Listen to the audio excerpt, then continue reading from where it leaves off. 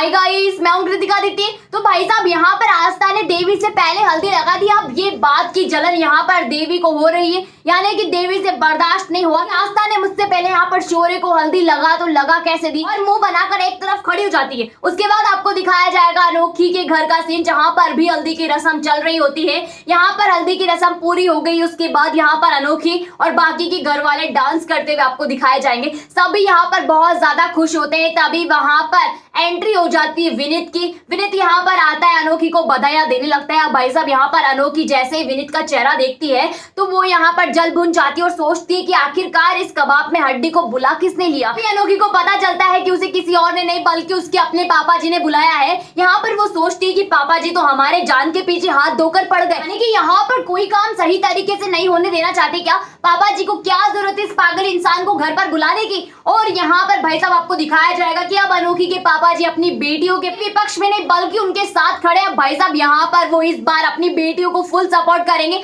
और साथ ही में यहाँ पर विनीत को इसलिए बुलाया ताकि उसकी बेइज्जती कर सके। उनकी बेटी के साथ जो इतना बुरा विनीत ने किया है उसका बदला भी उनको लेना है। साथ ही में यहाँ पर बबली और विनीत का तलाक भी उसके पापा जी करवाते हैं और अपना नया दूसरा दामाद यानी कि आहिर को भी चुनते हैं, जो बबली के लिए परफेक्ट होता है। यानी कि बबली और आहिर की जोड़ी भी यहाँ पर कोई और नहीं बल्कि उनके पापा जी ही सेट करके जाते हैं। जी हाँ, उसके बाद आपको दिखाया जाएगा शादी का सीन, यानी कि सारा इंतजार अब खत्म हो चुका है।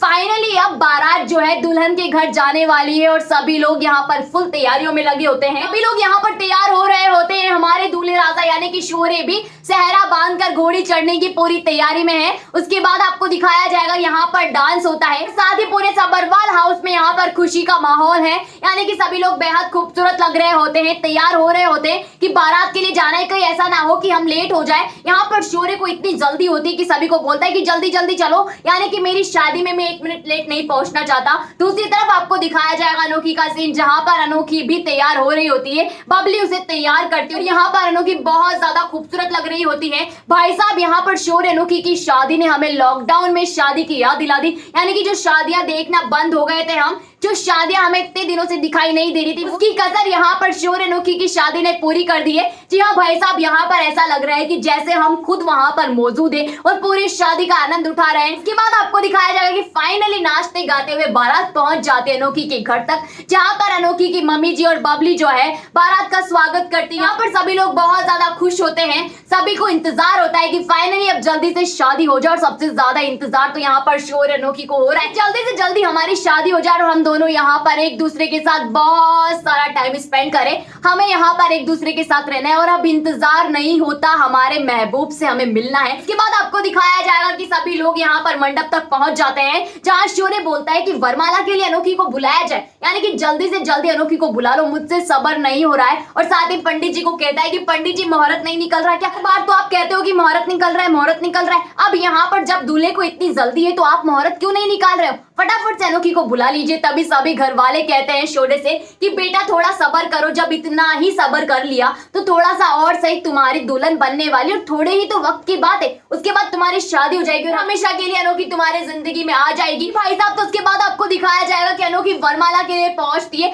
अब जैसे ही शौर्य अपनी दुल्हन को देखता है तो बस वही गाना यहाँ पर वो गाता है कि एक मोड़ आया मैं उत्थे दिल छोड़ा है, यानी कि अनोखी के पास उसका दिल रह जाए। यहाँ पर शौर्य भी कुछ कम नहीं है, बहुत ज्यादा खूबसूरत नजर आ रहा होता है, जिसे देख अनोखी भी कहती है कि दूल्हे राजा अब तो जल्दी से जल्दी हमारी शादी हो जाए। आपको दिखाया जाएगा वरमाला का सीन, जहां पर वरमाला की रस्म होती है। शौर्य अनोखी के गले में वरमाला डालता है और अनोखी शौर्य के गले में वरमाला डालती है। यहाँ पर इस सीन जो होता है कि रस्म काफी ज्यादा इंटरेस्टिंग होती है, जहाँ पर शौर्य कुछ कुछ अनोखी को तंग भी करता है, यानी कि आसानी से वरमाला नहीं डलाता, उससे परेशान करता है। यहाँ पर उन दोनों की वरमाला की रस्म बहुत अच्छे से हो जाती है। उसके बाद आपको दिखाया जाएगा कि पंडित जी यहाँ पर 5 मिनट का ब्रेक देते हैं, यानी कि वो कहते हैं कि मुहूर्त में अभी वक्त है, आप जाकर यहाँ पर कुछ देर के लिए आराम कर लीजिए। और फिर यहाँ पर अनोखी अपनी बहन बबली के साथ चली जाती है उसके रूम में, और जैसे ही वो अपने फोन को चेक करती है तो उसके फोन पर एक मैसेज होता है। जैसे मैसेज को खोलती है तो उसे पता चलता है कि भाई साहब यहाँ पर उसका एग्जाम हो रहा है और वो भी आज ही के दिन, और वो भी ठीक उसी टाइम पर जिस टाइम पर उसकी शादी होने वाली है।